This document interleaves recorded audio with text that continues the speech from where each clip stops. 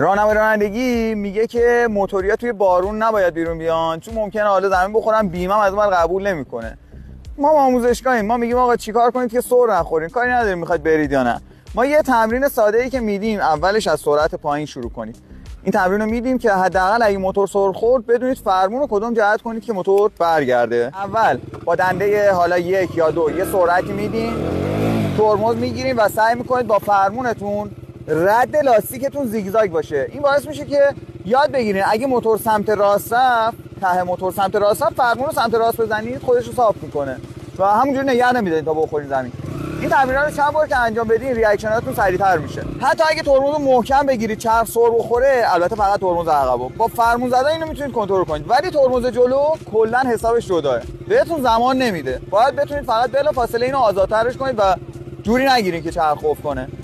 حالا تمرین ترمز جلو هم همونجوری که میدونید اینه، با یه سرعتی کم ترمز رو میگیرید تا سرخورد چرخ آزاد کنید، نذارید چرخ جلو قفل بمونه.